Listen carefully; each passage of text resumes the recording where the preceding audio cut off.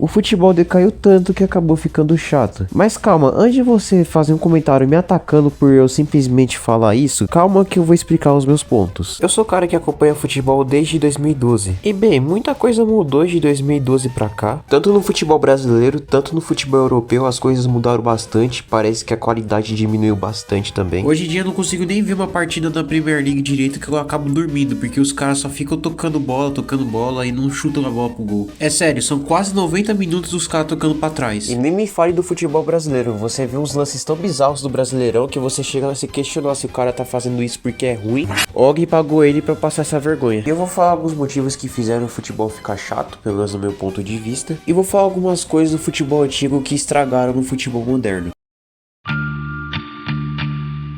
E uma das primeiras coisas que eu irei citar nesse vídeo é sobre o esquema de empresários. Como assim esquema de empresários? É simples, hoje em dia para você ser jogador de futebol você precisa ser rico e ter um empresário muito bom. Direto eu vejo alguns jogadores considerados comuns jogando em times grandes da Europa e até do Brasil. E por que isso acontece? Porque o cara tem um empresário muito bom e tem dinheiro, né? Antigamente os caras contratavam que jogava no barro e jogava em um time chamado 15 de Piracicaba. Se o cara soubesse jogar a bola, o cara já tava em um time grande da Série A. Hoje em dia isso não acontece mais. Parece que hoje em dia se tornou obrigatório você já começar na base de um time e já ter um empresário grande para você ir para times maiores. E eu nem preciso falar que esse esquema de empresários afeta bastante a seleção brasileira, não é à toa que a gente tá numa das piores fases da seleção. E muito por isso a gente não tem mais jogadores tão habilidosos sendo revelados no Brasil. Pô, olha o Cristiano Ronaldo, o cara teve uma vida complicada antes de virar jogador e o cara se tornou um dos melhores jogadores do mundo. Aí tu vê alguns jogadores que são revelados em times grandes hoje em dia, você não vê graça nenhuma deles. Porque hoje em dia o cara não vai jogar futebol porque ele ama, porque ele quer dinheiro. E como eu disse, hoje em dia se você tiver baixa renda e vai tentar ser jogador de futebol, é muito difícil você se destacar. Por isso que até agora a gente não conseguiu ter uma grande revelação aqui no Brasil, tirando um pouco do Estevão, que tá se destacando no Chelsea. Mas o Brasil já revelou mais jogadores do que só um. E hoje em dia esse número diminuiu por simplesmente dinheiro.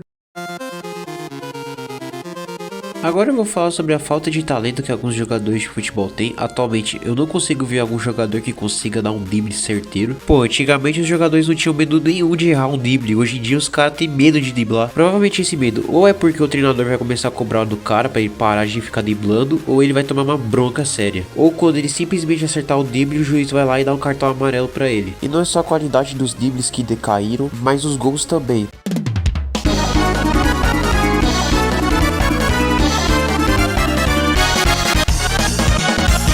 Pô, hoje em dia você é considerado top 10 da bola de ouro se você fizer 10 gols na temporada. E se você acha 10 gols muita coisinha que tô sendo chato, olha os números da bola de ouro de 2015. O Neymar fez simplesmente 43 gols e não foi nem vice da bola de ouro, ele ficou em terceiro. Entende o que eu tô querendo dizer? Eu não acredito que vai ter alguma disputa que nem foi essa em 2015, muito pelo contrário, eu acho que não vai ter mais jogadores tão talentosos nesse nível, mas só o tempo vai dizer se eu estava certo ou eu estava errado. Mas pra mim, o que mais tá afetando o futebol atualmente são as casas de apostas.